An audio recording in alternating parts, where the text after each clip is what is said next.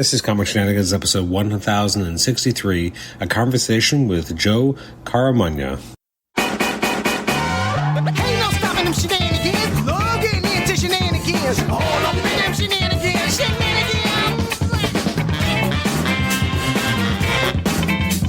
Shenanigans. Shenanigans.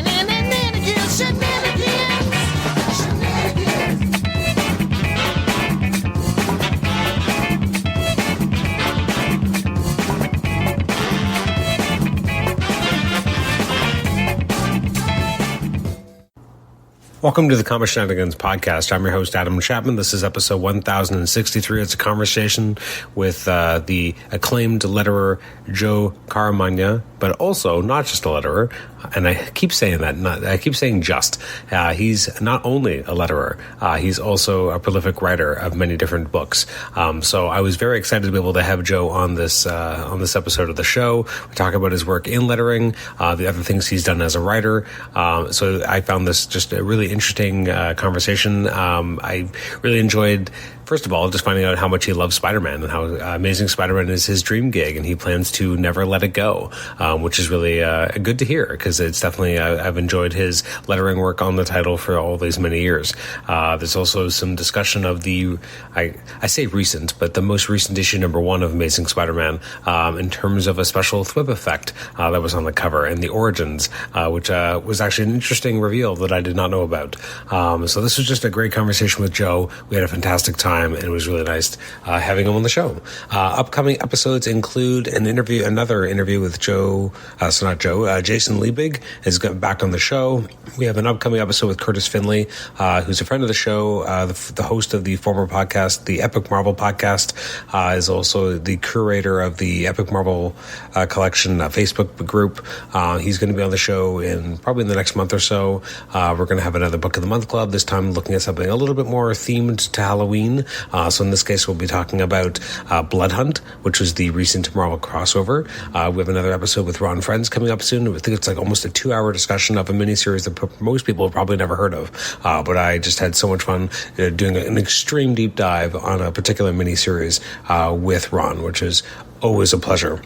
So some really good stuff. Andrew Popoy is going to be stopping by the show soon, so a lot of fun stuff as we close out the year, and hopefully there'll be even more good stuff coming in 2025. I'll have to start looking at who I can try and book on those episodes coming up. So thanks again for downloading this episode, and we'll get into the episode in just a moment. You can email me at comicshenanigans@gmail.com, rate the show on Apple Podcasts, listen to us on Apple Podcasts, and also listen to us on Spotify. Thanks again for downloading and listening to this, and let's get right into the conversation with Joe. Enjoy.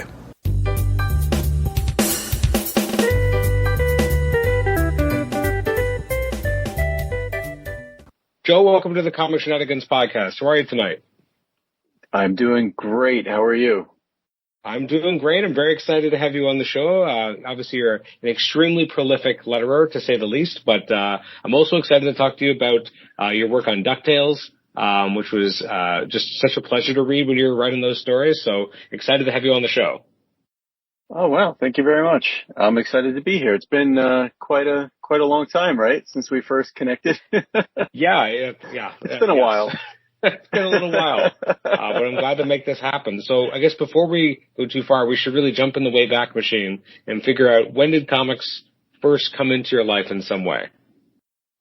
The very first memory I have of comics coming into my life is when I used to go to a family friend's house with my parents. We would go hang out once in a while. They're very good friends that were like my aunt and uncle. And their son had a book. It was like this hardcover Batman book. And it was kind of like the greatest Batman stories ever told, but it predated that. It was a very old, like, hardcover, very thick, lots of very big collection of Batman stories. And I remember just being like mesmerized by it, because I had known about Batman from that 66 TV show that I watched it in syndication. I didn't watch it first run. I don't want anyone thinking that I'm like super old or anything, but I knew of the show. And so I was just blown away by this. I didn't know, I'd never seen outside of like the Sunday comics in the newspaper. I'd never seen comics like that before, and it was crazy. and then it was like years later that I became aware of Spider-Man comics as well. And that was it. That's all I cared about from then on. So what was it like for you as someone who loved Spider-Man when you were younger you've been like the Spider-Man letterer forever, it feels like you've been on that book Yeah. for so long. And it reminds me of talking to Ron Friends in the past. And he was like, my goal in life was to be a Spider-Man penciler. And he achieved it at like 23 years old or something crazy. So like for you, I mean, I'm jumping way ahead, obviously, but like, what is it like to be the regular letterer on Spider-Man for this long? Well, much like Ron Friends, my dream was to be the Spider-Man penciler, but that never quite worked out for me. So it was such a thrill that I actually got to work on Amazing Spider-Man in like a roundabout way, in a way that I never thought would ever happen. And that was my book. That was like the first, ongoing series that I ever collected, that I ever really cared about. It's the only one that I've ever purchased consistently since I first started buying comics.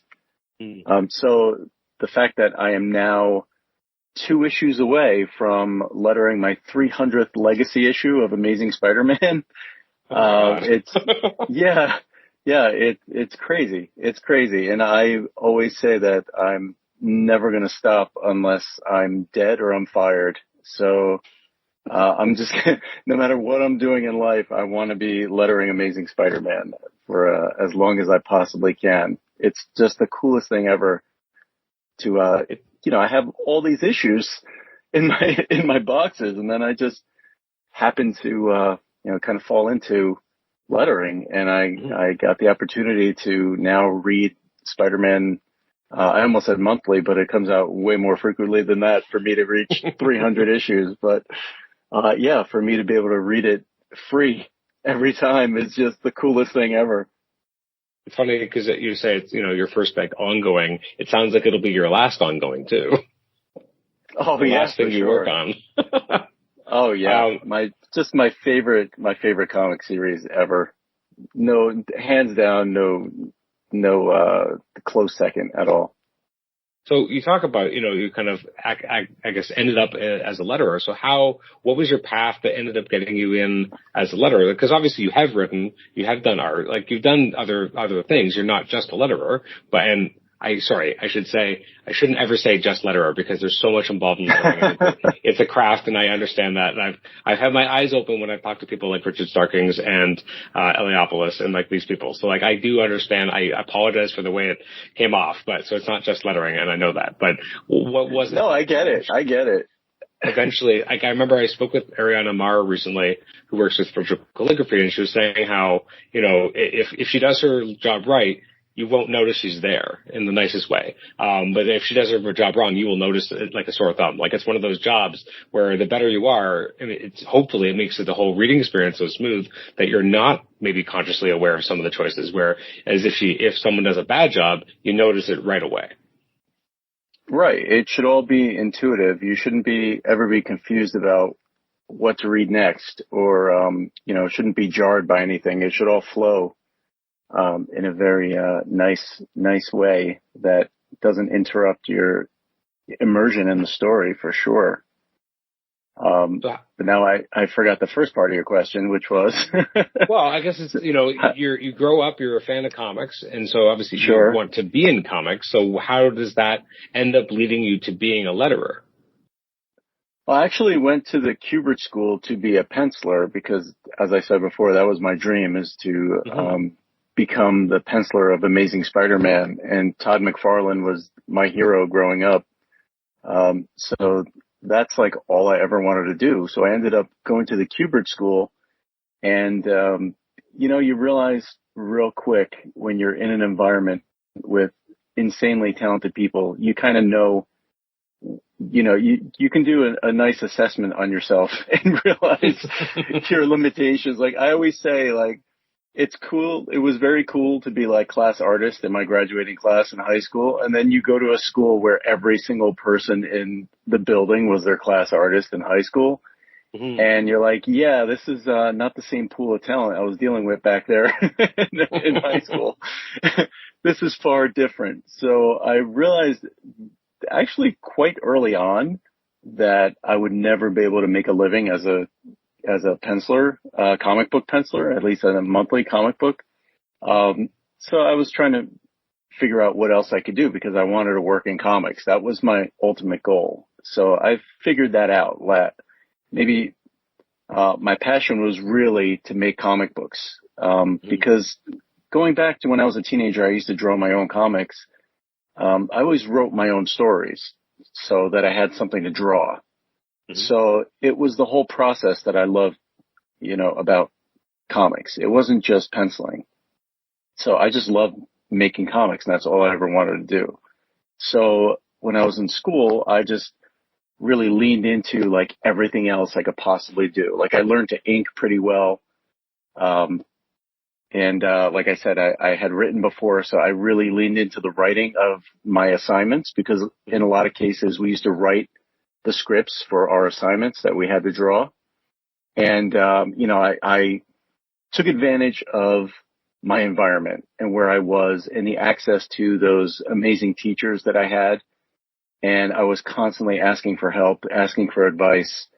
I would stay after school a lot, and work in like the computer lab. And it just so happened that one of the things I was kind of decent at was lettering, my lettering class, that I took with the great Hy Eisman, legendary cartoonist. And he recommended me to Marvel for a lettering internship because at that time, Marvel was looking to bring lettering in-house and have an in-house lettering department. And they were looking for interns that they could train that would eventually work in the lettering department. And so Hy recommended me to them, and I went and interviewed, and I got the job. And I did that for, 4 consecutive semesters that I was an intern and refused to leave until I was no longer in school and, I couldn't be an intern anymore. So that's just how it happened. I just kind of fell into lettering that way.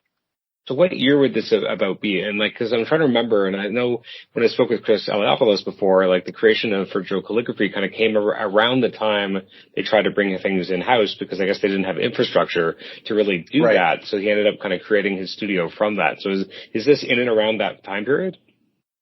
Yeah, it is. Actually, I remember, it wasn't too long after my internship was over that they closed the lettering department that was still young, fledgling lettering department. And I remember that I went back to the office to visit, and that's the first time I ever met Corey Pettit, who is with VC and who's been with VC for forever, since the beginning. Yeah. So yeah, it's around that same time. I knew of Chris first because he lettered Savage Dragon, which was one of my favorite things ever. But I knew of Chris because he always came up in the bullpen when we were talking about lettering. I don't know if, I know Chris had a very big hand in, turning Marvel towards digital lettering in-house. So I think Chris had played a big part in getting that lettering department started from what I remember, from what I know. That's right. Yeah. So it was all happening around that time. It was just like a crazy transition period, and they were trying all different things to try to make the whole process more efficient. So yeah, this was, I started interning in the summer of 99, and my last semester there was the summer of 2000. So I was there summer 99, then the fall of 99, the spring of 2000, then the summer of 2000. It's quite a time to be working there. I mean, you've missed the scary era of, a couple of years earlier with all the layoffs and everything. Just barely. Yeah, just barely. And you're kind of right there as you said, there's really a revolution happening. Coloring is becoming more and more digital. Obviously that started earlier in the 90s, but it's taking off more. Lettering obviously is really taking off in a digital space. So it's an interesting time to kind of be there. Now, at what point now, and maybe I'm remembering this wrong, but you were part of virtual calligraphy for quite a while, correct? Oh yeah, I still am. Oh, you still are? Yeah. Okay. Oh yeah. Yep. It's interesting in my mind, like when I first remember seeing your name in a lot of letters, I think it was always with the VC in front. And I'm trying to remember if I see it as prominently anymore, but it used to be like it was everywhere. Like that's how you knew you're reading a Marvel book. Like virtual calligraphy was probably involved.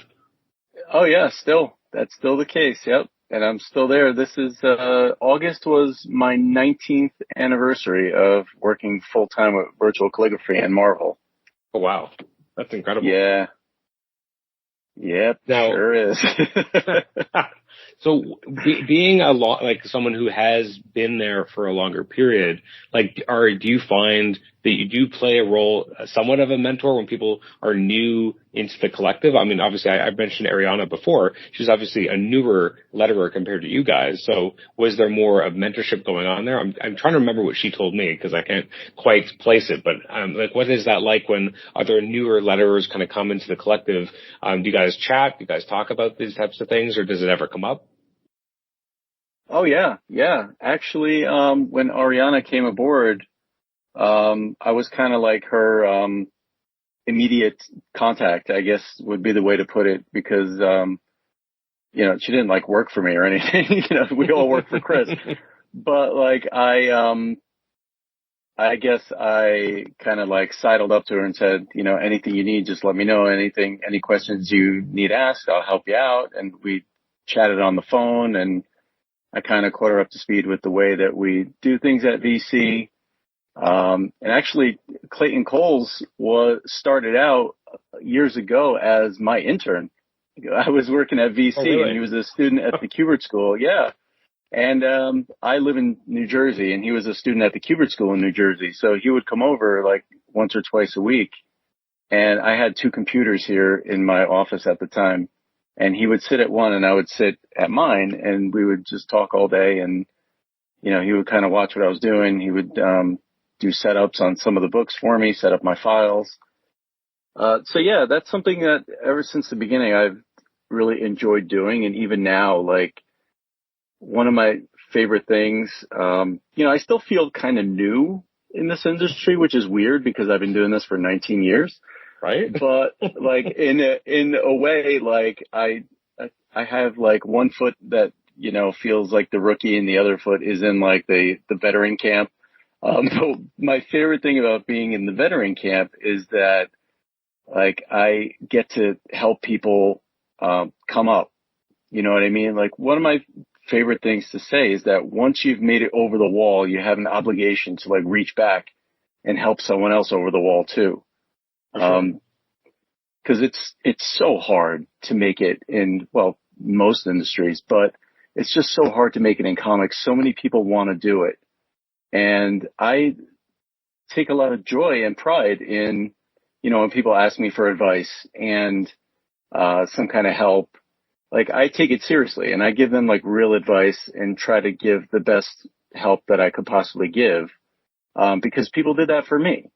So like, we have to, when you see someone who deserves to be there and they don't know how to get there, like I remember being in their shoes, and it's just like, it's scary. And like, you grow up dreaming about it, and you just don't know how to do it. You don't know how to take that step. So I feel like all of us who have made it have that obligation. So I do. I love to do it. I take it very seriously. I always like sidle up to the new people and see if there's anything I could possibly do. And that's with, letterers, people I meet at conventions like pencilers and stuff. I'll always take a look at their portfolio and give them whatever help I can. I try to do that with editors when Marvel has new editors. Like, I'm like, hey, listen, anything you need, or you have any questions about what we do, or, anything at all, like, feel free to reach out. Like, I'd love to help you. So it's a cool thing about, being an elder statesman. Right. So, but again, I still feel new. It's crazy because I still feel like I'm the new guy, which is nuts because I'm definitely not. But yeah. I do understand that feeling. I've been with my employer about 17 and a half years now, but because there's a lot of people who've been there longer, I still feel like the younger guy, even though I'm definitely not anymore. And I've been around and I know a lot, and there's a lot of people who've come after me. But yeah, I understand that idea, that the kind of that weird thing in your head that you still feel like you're new, but at the same time you're not anymore. Yeah, I guess it helps that Corey's been at VC longer than I have, so that it keeps me feeling young. That's true. So I have a question about that, because I was looking at your credits on Amazing Spider-Man, and I think like there's a few issues that you had kind of done while Corey was more or less, I guess, the regular letter on the book, and then eventually you took over, and then you know, that was just your book. So I'm curious, you know, how that transition happened, or because it does feel like I think he was the regular guy, and then it was you. So did you take it from him? Did you slip him some money and say, hey, let me have this? But like, what happened there? I want to say I took it from him, but I don't think that's what happened. I'm not exactly sure. I think it was just that whenever Corey needed a break for maybe a trip or something, I was always the guy who was like, I'll do it, because it was Amazing Spider-Man. And I think that eventually he was just like, do you want it?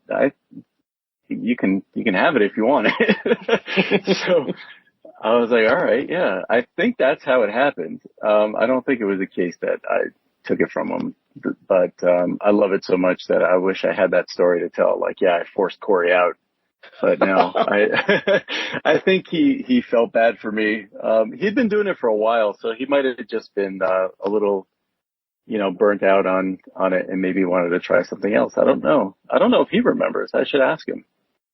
I mean, I guess it was, you know, in this period, like you know, there is the relentless pace of the book at that time, because it was Brand New Day era. So it was coming out so often. So it's not unforeseen, it's not unreasonable to be like, oh, that is a lot of work. It's one title, but the amount of issues you're doing is now much more. So like when you're taking over in that space, and you're, you know, the letterer now, like how, like obviously you want to keep it visually consistent in terms of the letters from what came before, but also add a little bit more of your own flourish. So what was it like, or how long did it take you to feel confident enough to start feeling like this is my book? Like this is, you know, not just I'm keeping it looking like an Amazing Spider-Man issue in terms of the letters, but now some of the choices and some of the the dynamics of how I integrate it are more reflective of me as a letterer, as opposed to something Corey was doing.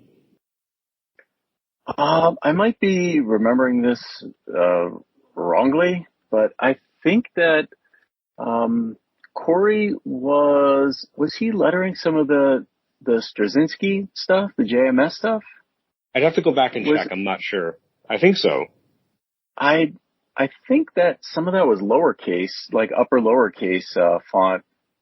So there might have been like a natural switch over where I didn't feel like I had to copy anything, because like you said, with Brand New Day, it was all new, and you know, they had that rotating cast of writers and artists, right?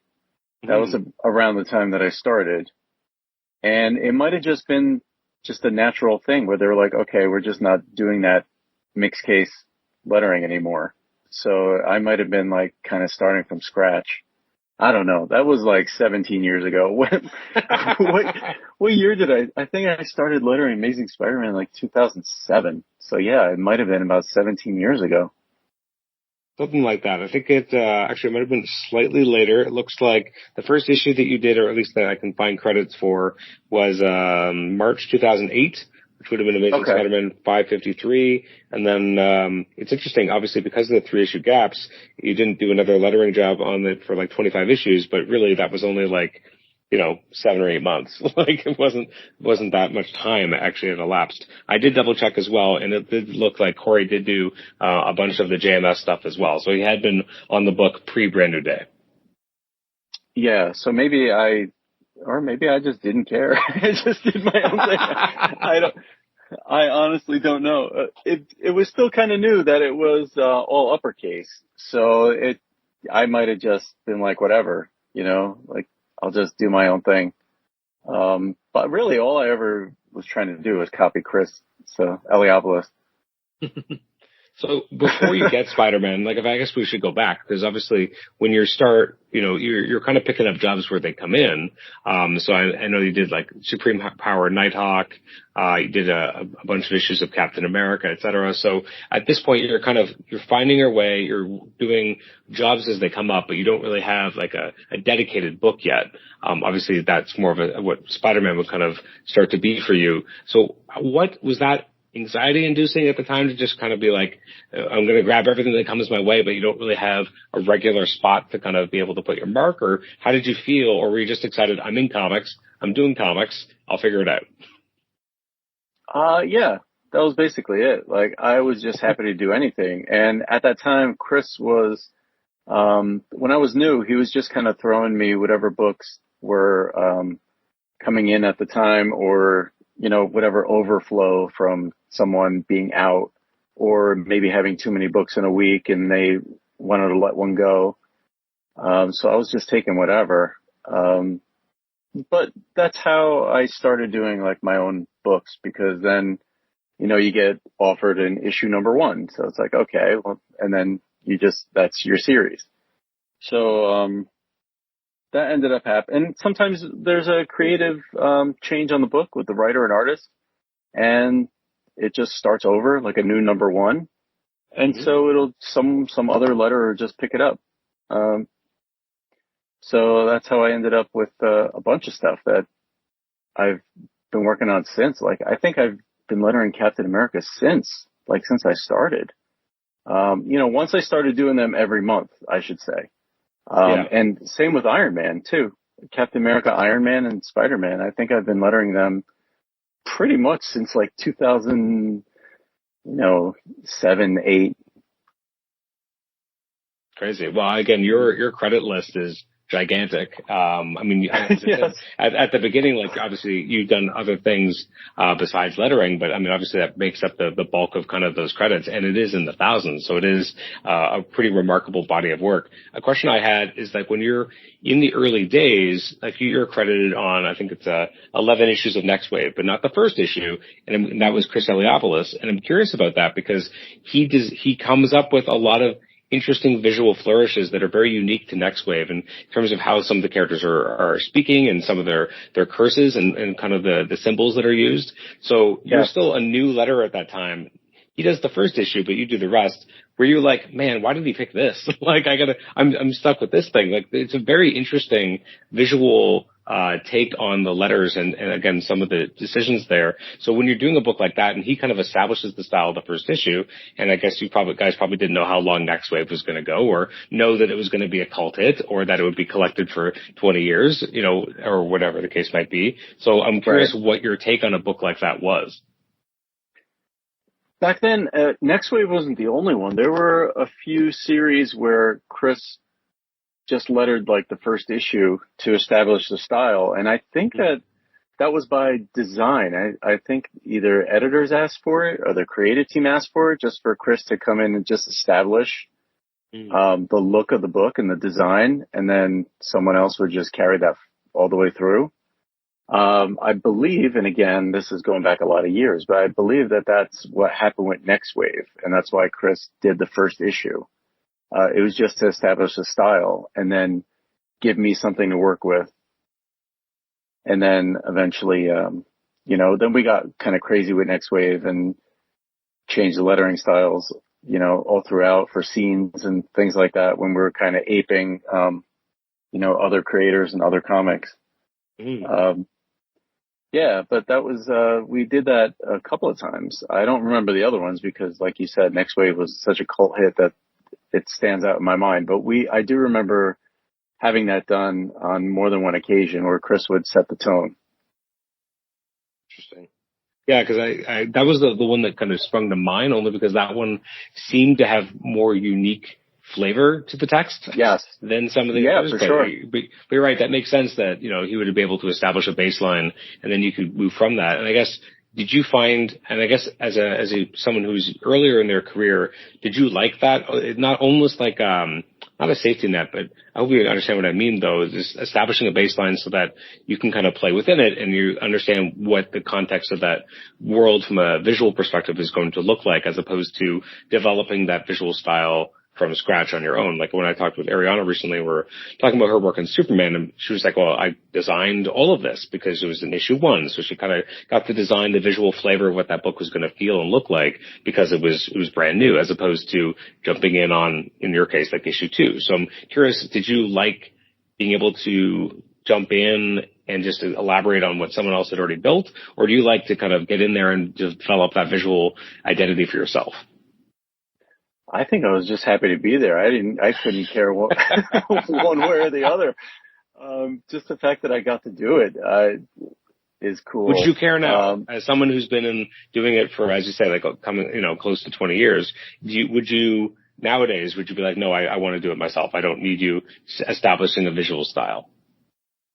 I guess it would depend who it is. Like if they wanted Chris to come in and letter the first issue, then I would have no problem with that whatsoever.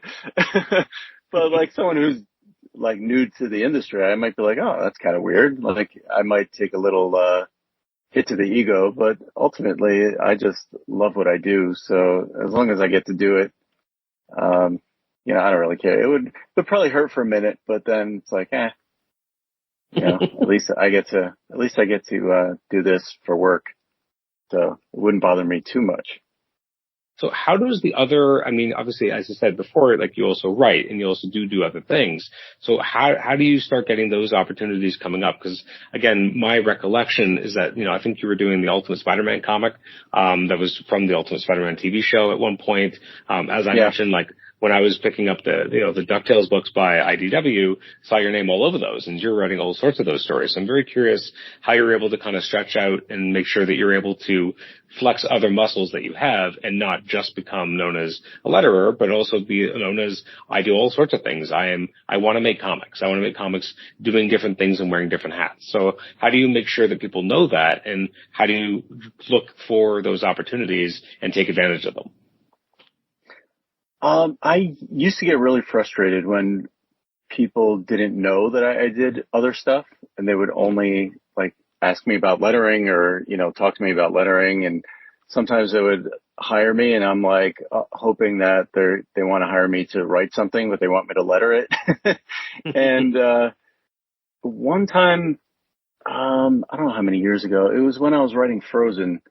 Someone came to my table at New York Comic Con and said that the Frozen comic was their favorite comic book. And I was like, wow, really? And I asked if they knew me from my work at Marvel, and they had no idea that I was a letterer also. And I was like, oh, well, there you go. There's a switch. Like people usually don't know that I'm a writer, and they have no clue about the things I've written, especially since things like Frozen and DuckTales have such a different audience from Marvel superhero comics. So, I guess now it's kind of known because I've been doing it for a long time. But you know what? It doesn't really bother me all that much as long as I get to do it. Because it is for such a different audience. Like I've written, Wreck-It Ralph graphic novel. I've written, Zootopia comics, all kinds of stuff. So, I just enjoyed doing it, and it's kind of cool that there's a whole different audience and that there are people who exist out there that don't know that I letter comics. Not that I mind lettering comics, not that it bothers me, but like you said, I don't like being like just pigeonholed into being just anything when I've worked on so many different things. So I guess I don't really try to push it too much. I don't feel the need to do that as much anymore. As long as I have work, I'm happy. So maybe when I wasn't getting as much lettering work, it bothered me more. But now that I'm, writing a lot of stuff, it doesn't bother me if people don't know that all that I do. And sometimes, you know what? I don't want them to know all that I do because they're like, Joe, why did it take you so long to letter this comic? And I don't want to tell them that I was outlining a novel for another publisher, but That's funny. So, like, when you start working on, like, you've done a lot of Disney stuff. So I'm curious where that connection comes from. Like, when did you start getting kind of placed on some of these Disney projects that you get to work on? It all came out of when Disney bought Marvel, and some of the people who worked at Marvel went over and started working for Disney. And I guess my name came up at some point, or maybe a couple of points. And they contacted me and asked me if I'd be interested in writing some different titles. It was Frozen first, I think. Or was it DuckTales? I'm not sure. But I think it was Frozen first. And maybe it was something before Frozen even. But there was a bridge in there also where I was writing Marvel superhero comics for Disney Magazine as well. And I think that came out of me writing the Marvel all ages books, like Marvel Adventures. Yep. I wrote Marvel Adventures, Fantastic Four, Marvel Adventures, Spider-Man, all that stuff. Which later, like you said, became, Ultimate Spider-Man or, Marvel Universe, Ultimate Spider-Man, Marvel Universe, Avengers Assemble, and all that stuff. So, just writing all ages books at Marvel, people, at Disney were like, oh, Joe writes, all ages books. Why don't we call him and see if he'll write, this comic or that comic. And for Frozen, what they wanted to do was they were trying to get more, boys to read the Frozen comic, to try to expand the audience for Frozen 2 that was coming out. So they hired me because I'd written all those Marvel books.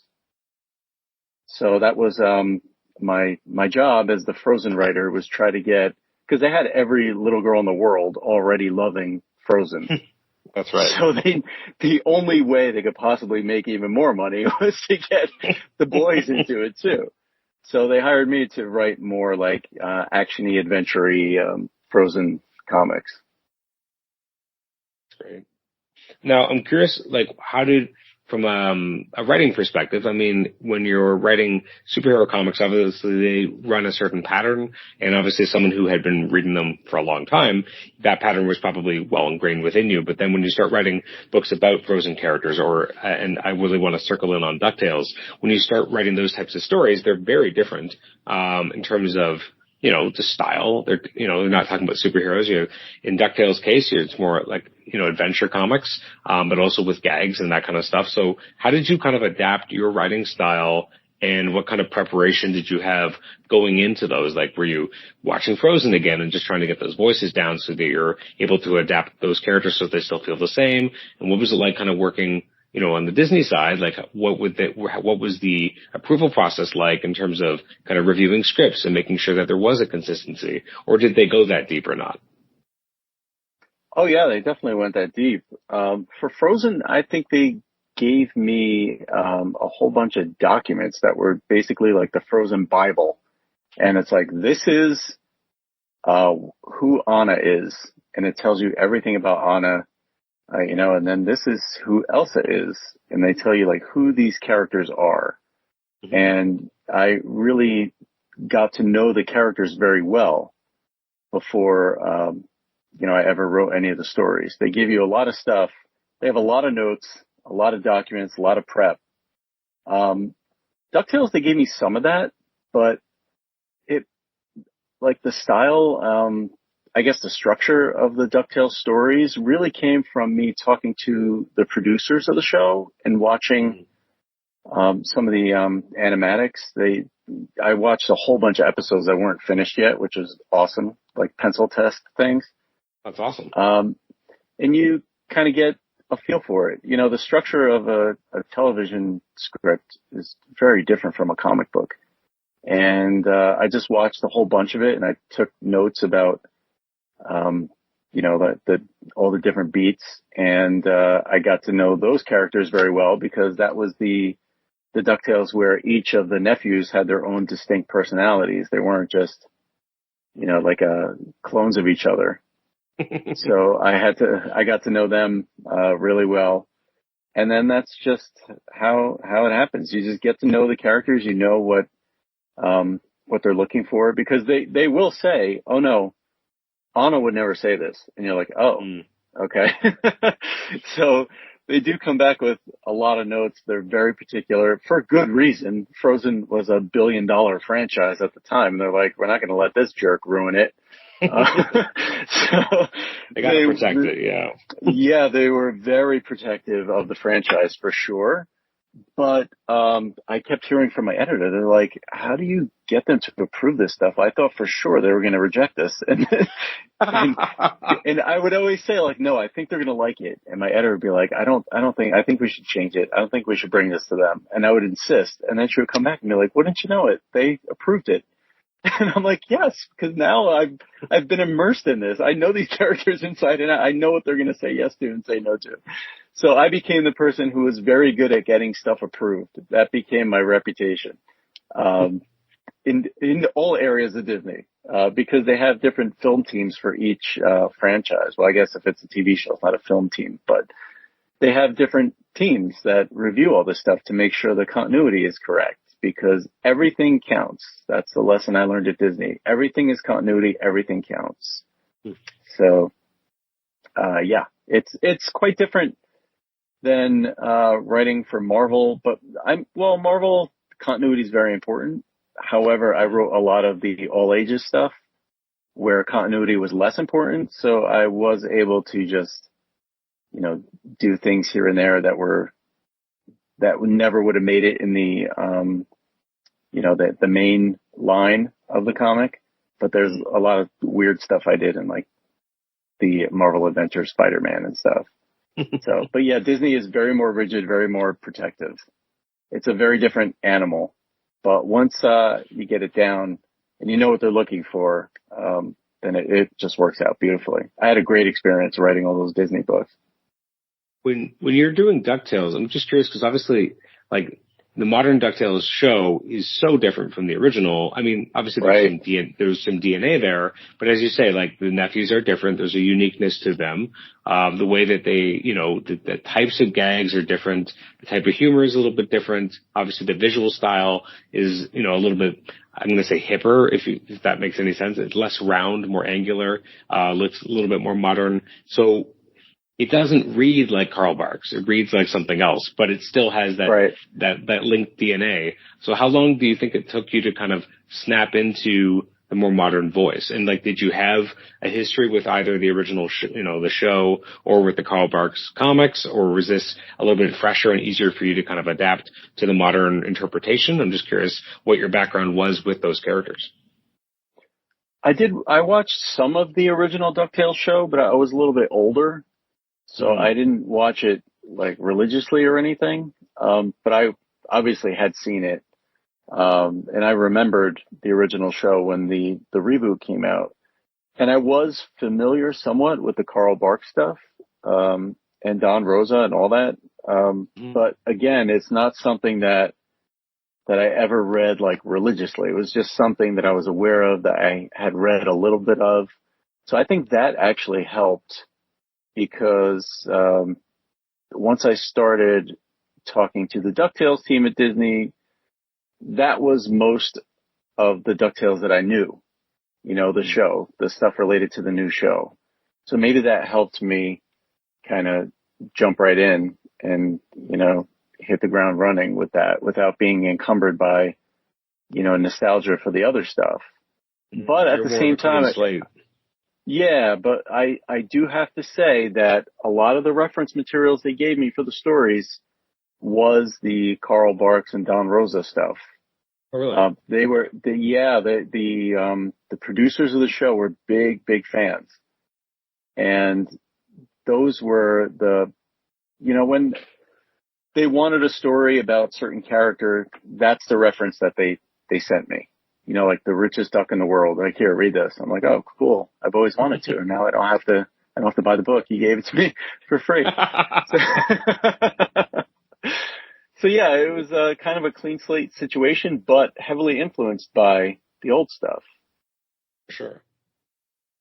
So I want to talk about, obviously, a more recent project that you've been working on, which is Space Chasers. So I'm curious where this came about, because I was reading some of the bio information that you sent over, and I was like, like, wow, this sounds really interesting, but also like, how did you get linked up with, with Mr. Melvin to begin with, in terms of, he's an astronaut doing this cool story. How did this combination come about? Yeah, it's very cool. It's been a long time in the making. We've been working on this pre-pandemic. It's about 5 years now. Yeah, 5 years that we've been working on this. And Space Chasers is actually the first in a series of middle grade graphic novels, co-written by me and Leland Melvin and illustrated by Allison Acton. And I guess the origin story of the project is that I had been writing books for HarperCollins for a while. I still write books for HarperCollins.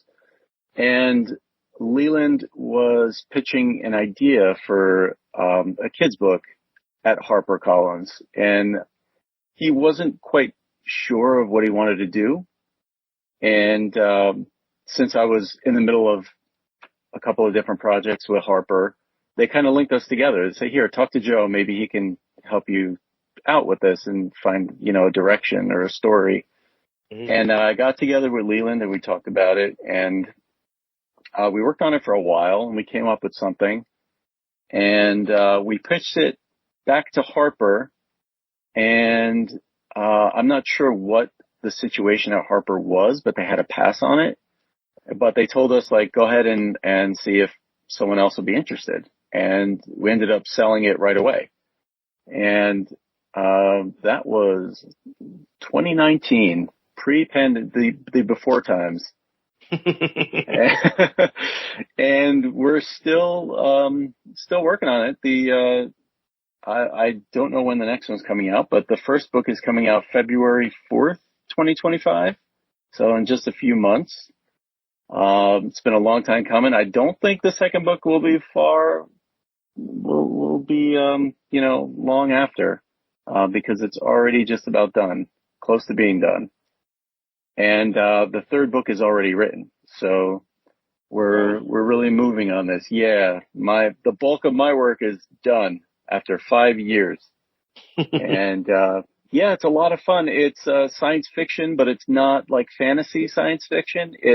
All the technology in the book is based on either stuff that already exists or the stuff that's in development that will exist in a few years. And it's basically the story of these middle school kids turned astronauts who find themselves in trouble in space and have to work together and use their skills together as a team to figure out how to save themselves and the planet. It's a cool book. There's a very diverse cast. The idea of the book is that, space is for everybody. The future needs everybody, and we all have the right stuff. We just have to, we all have different gifts, but when we use it in the right way, we have the right stuff to make it to space and make a difference and have a place there. How do you and Leland collaborate in terms of the development of both plot and story and the actual scripting, and also all the different various beats you need to hit and act breaks, that kind of stuff? How in depth is your collaboration together? I handle a lot of the story structure stuff. We develop the characters together, and a lot of the, first of all of the science stuff comes from Leland. I'm not a science person. And Leland has this great gift for explaining complex things to someone as dopey as me. And he can make me understand. He's a very good communicator, very good educator. And, he explained a whole heck of a lot to me. These very difficult things to, complex ideas that he was able to just explain to me in a very simple way. And that helped me be able to write those for kids in a simple way because, the way he explained things to me. So we just go back and forth with plot. I'll come up with a general idea, send it to him. He'll add some stuff, send it back to me. I'll add some stuff, send it back to him. We have phone conversations. Sometimes we go over stuff, line for line on the phone, going over the plot. And it's been just amazing. I still can't believe that now I can call Leland Melvin my friend. It's an amazing experience. Like, the guy's been to space. He's been to space more than once. It gets crazy. And he calls me on the phone. Like, I can't even get over it. Yeah, that's what is it like our with process. We just talk and spitball ideas. And I'm like, Leland, how can we land on, Mars without blowing up? He's like, well, here's how it's done. And we come up with, story ideas from that. When you're working together on something like this, and I believe he is a character in the book, right? Yes, he is.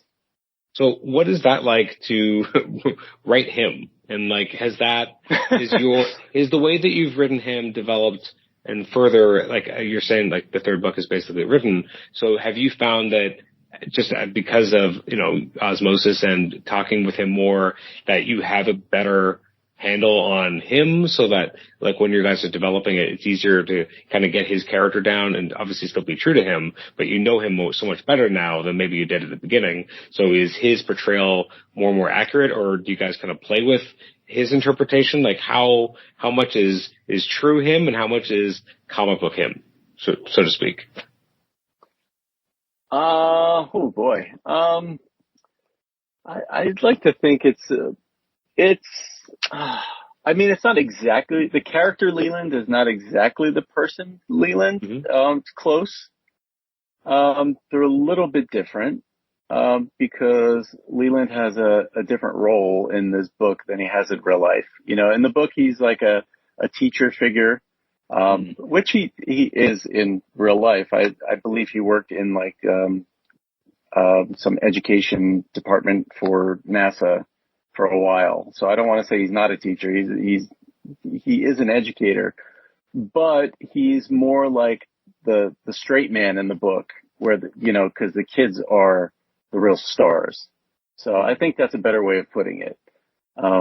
So poor Leland, I guess I don't let his full personality shine through in the book. He has a different role. But it's funny because when we're talking and we're talking about the books, I'll say something about Leland. I'll say Leland the character, not the person, not the guy, not the real guy. Leland the character will say, and whatever. But there is a whole lot of Leland in there as well, because he has a lot of personal stories from his real life that the character Leland talks about in the book. Like, there's this one scene, in the next book where Leland tells a story about, from his childhood.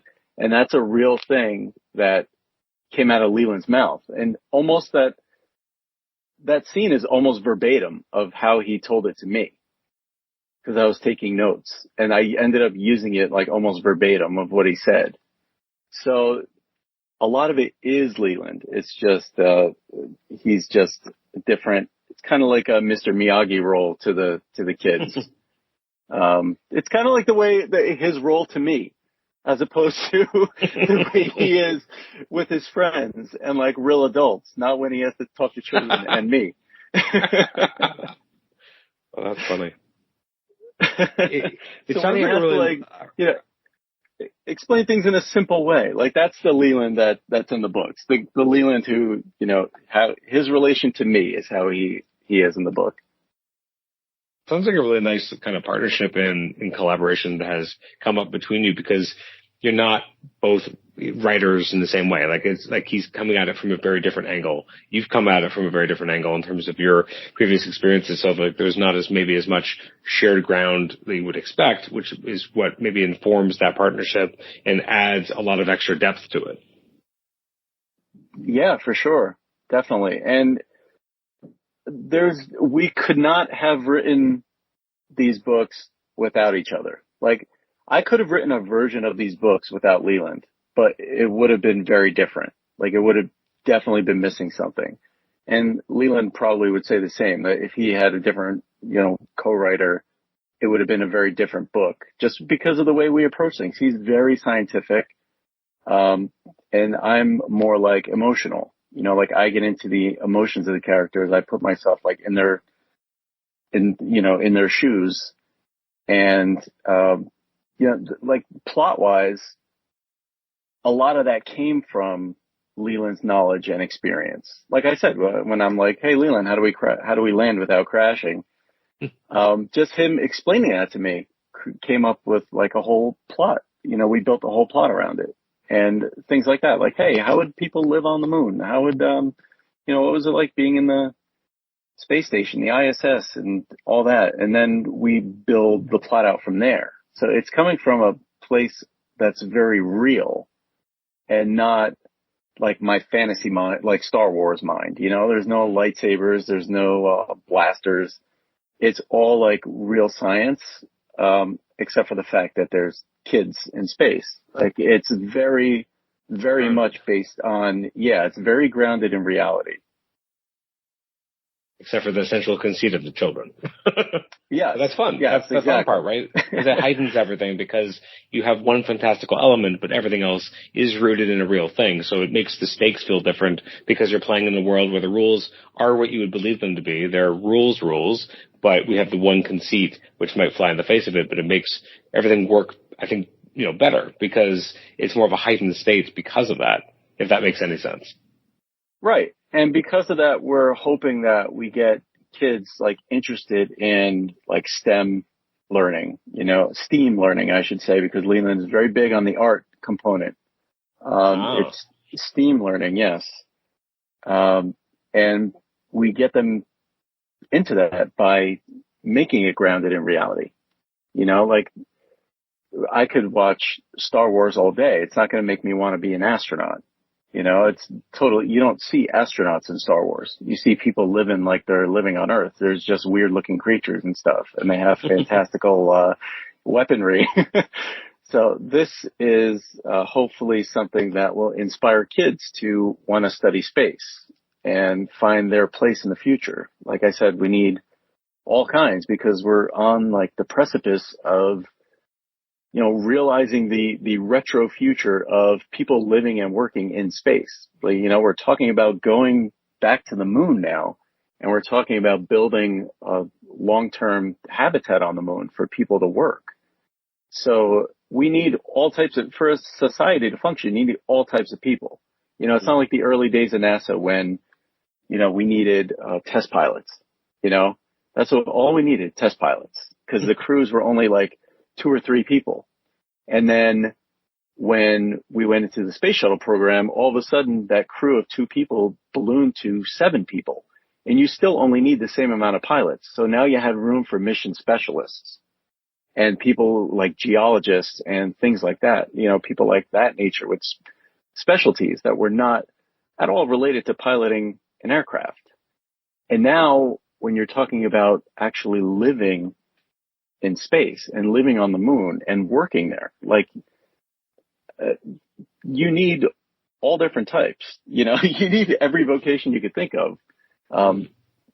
And hopefully this will inspire kids to like not feel like just because they're not the best in science or the best in math that they don't play a part in the future. Like we need everybody. Yeah. We're going to need all different types of people. So, you'll find your place. There's a place for you. If you're interested and you dare to try and you dare to dream about going to space, there is a place for you. We're coming up to our hour mark, so I'm going to let you go in a minute, but I have to ask, when you're working on Spider-Man, I have to bring it back to Spider-Man because I know what the importance Spider-Man has to you and the fact that this will be the book that you do forever. Yes. I'm curious about how much interaction, Spider-Man is an interesting book because of its enhanced publishing schedule and because we're not just getting 1 book a month, but it is often more frequent than that. It obviously is a book that necessitates having more frequent creative teams. So you have, by creative teams I mean artists. And so the artists are kind of cycling in and out. So you'll get JR, and then you'll get Ed McGuinness or whatever the case might be. So I'm curious for you as a letterer, how much, interaction you have with the artists when there's basically a semi-regular team, how much interaction you have with them in terms of developing certain, elements, visual elements that you're going to be using to go alongside their art. Again, I'm going to reference Ariana again. Like we talked a lot about how, when she was working with Jamal and Superman on certain choices he would make, and so that she would be talking with him and then kind of play around it or know which space that she'd be able to fill in, et cetera, to get the information across that she needed to get across. So I'm curious what kind of collaboration, if any, you've kind of implemented by working with, Ed McGuinness or J.R.J.R. in the last couple of years when doing the letters for Zeb Wells' Spider-Man. I don't think that there isn't much. I don't think that I change it. Like you said, there's frequent artist changes on Amazing Spider-Man. So what I try to do is to keep it looking like an Amazing Spider-Man comic, regardless of who is doing the art on it. So I try to keep it like the tone of the book somewhat the same, with some certain specificity to the artist. If there's an artist who draws like super realistic, I'm not going to do some wild sound effect, cartoony thing.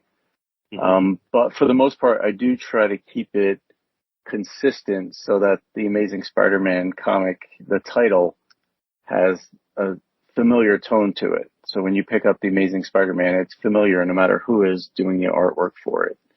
So I don't really have much collaboration with the artist, more the writer. Like I play off the writer's tone more than anything else. But like I said, there's certain things that are slightly, I don't go too cartoony if someone's not, very cartoony, or I keep things more straight. I don't use a lot of gradients in certain situations. Like things like that change from artist to artist, but for the most part, I try to make it look the same. So it's a familiar thing for the reader. Who's me? Yeah. The longtime reader. So I'm curious, when you have obviously you have a Spider-Man style, like you've been working Spider-Man so long, you have a Spider-Man style. When you do books like Spider-Man Life Story, where it's familiar but different, how do you approach that in a way? Like, do you approach it in the same way that you would Amazing Spider-Man, or do you approach it with a little bit of an eye towards this is Spider-Man but different? So I can do something a little bit different, or I can add some extra flourishes that I wouldn't on Amazing because this isn't quite the same reality we're used to. Right. I try to keep certain touchstones. That way it seems familiar.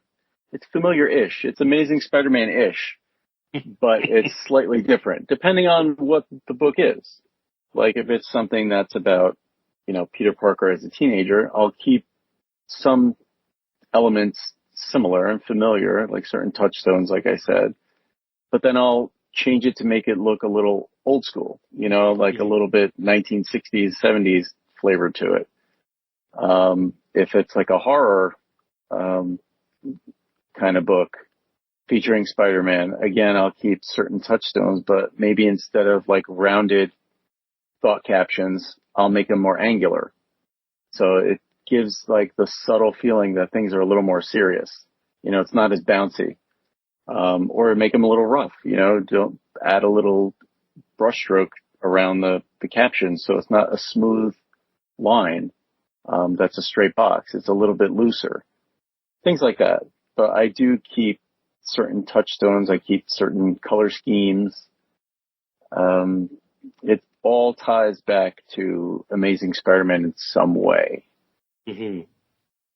When you're working with Zeb Wells, so one of the visual aesthetics I really liked from actually the first issue of the run, where you have that shot of J.R. Spider-Man swinging towards you, and then you have the big thwip in the letters on the cover. Was that early on? Like, whose note was that? Like, was that your idea to kind of add that on there? Was that J.R.? Was that actually you who actually did it, or was it someone else? Was that actually Scott Hanna? Actually, now that I realize it, maybe that wasn't you. So I shouldn't say too many good things if it wasn't your work. I just realized that now. Do you know that thwip on the cover? I never lettered it on the cover. That was a thwip from the inside of the issue that they just took and repurposed and added it to the cover after. I didn't actually letter that. I lettered it, but I didn't letter it for that purpose, for that piece of artwork. Yeah. I don't know. Yeah, I was surprised when I saw it because I was like, I didn't do this, but that's my lettering. Oh, that's I could funny. recognize my lettering. Yeah, but I didn't do that. Does that happen often? No, I can't say it happens often. Usually if they have some kind of cover copy, that I didn't do, it's usually someone in-house who did it, maybe in the bullpen. But I think that's the only time they've ever taken lettering that I did on the inside of the book and just put it on the cover. Might be the only time, I don't know. But I love doing cover copy. So I've actually asked them after I saw that someone in the bullpen or wherever was doing some cover copy, adding word balloons and stuff. I said, well, do you want me to do it? That way it matches the lettering style on the inside. They're like, oh, that's a good idea. I'm like, well, why didn't you think of that? They're like, didn't really think about that. Like, yeah, I'll do it. Send it to me. I'll do it. I know I'm God knows I'm busy all the time, but that's just like 1 or 2 word balloons. I can handle it. It's not a big deal. So yeah, I never actually lettered that on that cover. Very funny. I did not know that. That really changes how I view it in a fun way. That's so funny. There was an issue you did where J.R.J.R. had the Hobgoblin on the cover, and you have in the red text the Return of the Hobgoblin, and then in yellow, but which one? And so first of all, I love that Hobgoblin logo. We don't see it often. It was used back in, I think, 96 the first time, during the, what was it called? Hobgoblin Lives storyline. So I love seeing that, but I also like the juxtaposition between the red of the Return of the Hobgoblin and then having the yellow underneath and then underlying the which one. I thought was a really nice touch. So I'm curious, like, when you have that kind of copy, that was you or no? I don't really remember that. I vaguely remember it, but it was earlier in the Zeb Wells run, so I'm curious, like, you're mentioning, like, you know, why don't they have you do the cover copy if there's cover copy? So I'm curious if this was after you started doing it or not. I want to say that it was after I started doing it, but I wish I could see it right now. Let me see if I could pull it up. But as far as the logo goes, they'll usually send me the specific logo they want me to use. Yeah, I don't have like the catalog of the logos to choose from, so I'm at their mercy. If they want me to use the logo, I basically have to ask them to send it to me. I'm like, well, which one do you want? Because I don't know. Well, I thought that was interesting because that issue, again, has that Hobgoblin, logo. And then 2 issues later, on the cover copy, it does say the Hobgoblin's Last Stand, but it's not using that logo at all. It's just using regular cover text. So it's interesting to see it in 2 different methods within 2 different issues. So I'm curious why they would have wanted it on one and not the other. Yeah, that's a good question. I'm not sure. I'm at the mercy of their logo choice. But what's funny is I pulled up my copy that's saved on my hard drive, which is not the printed version. It doesn't have the covers on it. So I went back an issue and looked at the next issue page, and it doesn't have the cover copy on it. Yeah, I guess it didn't. It must have been added before issue 11 went to print, but not when we had the art ready for the next issue cover for issue number 10. So I would have to Google it to see. It sounds familiar. Usually I don't see the covers unless I'm the one who puts together the next issue page. So yeah, I'm trying to Google it real quick so I can see what it looks like because I'm curious now. Let's see. As you're looking at it, another question I had, because it's a very eye-catching cover, but I'm curious, like, are you involved in it or is it someone else? Is on Amazing Spider-Man 52, where you had Peter as the Spider Goblin, and there's just the ha-ha-ha-ha-has, like, all across the page. Is that you? Is that Gleason? Or not Gleason, McGinnis? Or, like, who's putting all the laughing ha-ha-has in the background? It's all in yellow. and it's everywhere as Spider-Man's kind of in front of it. I'm curious, is that you or is that the artist? It depends on the artist. I think that was me in that instance, but sometimes the artist does draw the things like that in there. Not like all the sound effects, but sometimes, some artists do. But sometimes they will just pick and choose like cool moments like that and add like the ha-ha-has just because, design wise, they want the way they want it to look. I think that one was me though. I've done that, quite a few times, and I don't even know I don't think Zeb even asked for it like that behind their heads. I think I just did it. If I'm remembering that one correctly. I know it's very frustrating for you to ask me these questions that I don't remember. No, these are, I'm very aware that these are very specific questions. And again, there's like 2 issues in a row that have the ha-ha-has, or I think it's 2 in a row. So yeah, I don't expect you to know everything because you have, again, worked on thousands of comics. So you're allowed to. Yeah, exactly. Even if it's a recent one, I know that just means it's one of the last couple hundred you've done. So, I'm very aware of that, but I just thought since I have you here, as a captive audience, I might as well ask you these extremely pedantic questions. But I do think that was me, and I do think I did it more than just a couple of times. On Zeb's run. I feel like I've done it multiple times. What, you mentioned before that sometimes like in a book like Spider-Man, it's harder to talk to artists because there's kind of a rotating, influx of creators. So what have your conversations with Zeb been like about kind of what type of tones he wants to achieve in terms of what you can bring to the book? Zeb, I do have more interaction with than I would any of the artists. He'll email me and basically just tell me, like, hey, on page 10, I'm going for this kind of look or whatever. And I'm like, okay. He's in LA, I think. So I usually wake up to Zeb emails or text messages, that I don't, I wake up in the morning like, what is this? Yeah, so we'll interact a little bit. I do generally have more interaction with the writers than the artists, just because I work more, I deal with the words. So, I will, chat with Zeb somewhat. I'll talk to, Dan Slott pretty frequently. Just in general, they'll tell me what they're going for and if I can do it. Like, this might be weird, but, and I'm like, I'll think of something. And then I'll think of something.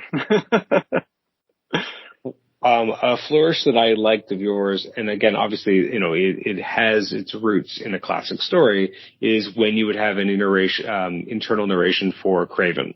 Because obviously he has a very specific kind of look to his dialogue and his thought balloons. So what is it like to kind of play with, like when you're using that, there's no way you don't think of Kraven's Last Hunt, right? Like that's such a indelible moment in that character's history that no matter what anyone does with that character, regardless of what specific version of Kraven is, because obviously there's been clones and all sorts of stuff, but ultimately when you think of Kraven, you do think of Kraven's Last Hunt. So obviously the way in which you use the thought balloons is meant to evoke that. So is it fun to kind of play in that place because you know what it's evoking and how to best achieve that, mental connection with the reader?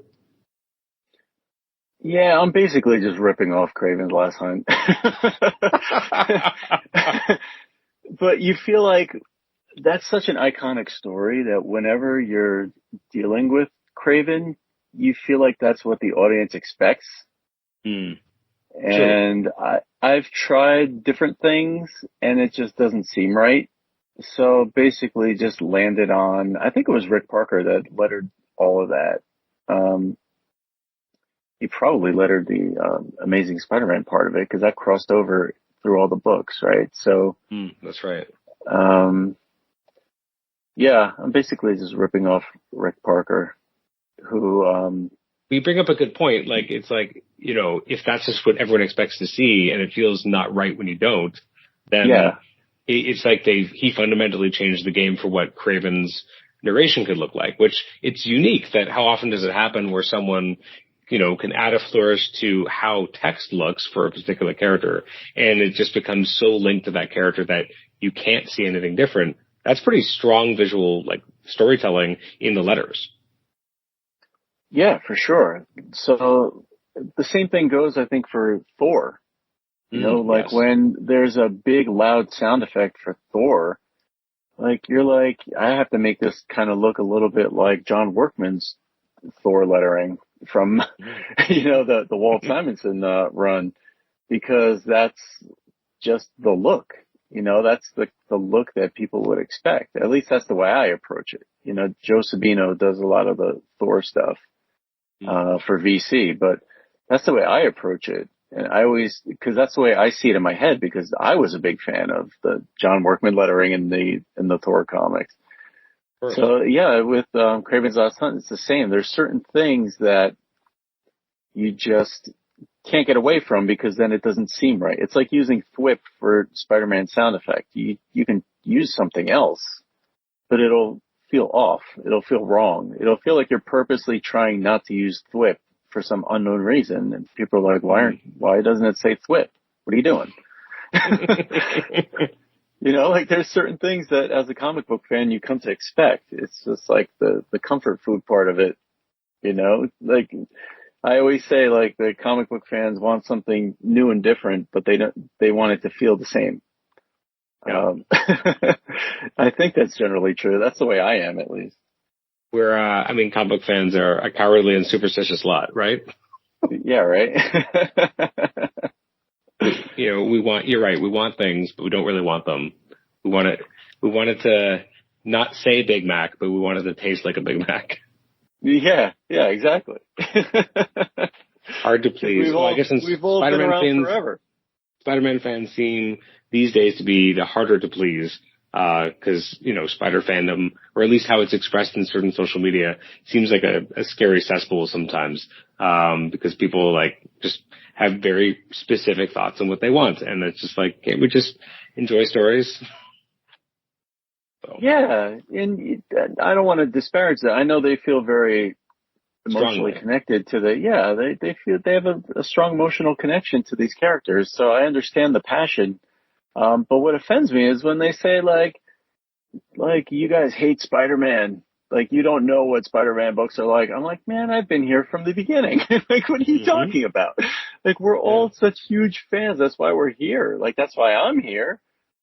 You would have to pry Spider-Man from my cold, dead hands. I love it just as much, if not more than you people, because I dedicated my entire life to it. So don't tell me I don't like it. I don't love it as much as you do. Therefore, we don't understand it. We're all fans. We're all crazy fans of this stuff. Yeah. So it's in our DNA. I can't imagine ever wanting to do anything different in my life than working on Spider-Man. It's all I've ever wanted. So, in that way, I get a little offended when they say things like that. But, sure. I do understand their passion. Don't like the way they express it sometimes, but, they talk bad about a lot of my friends. But, I get it. I totally get it.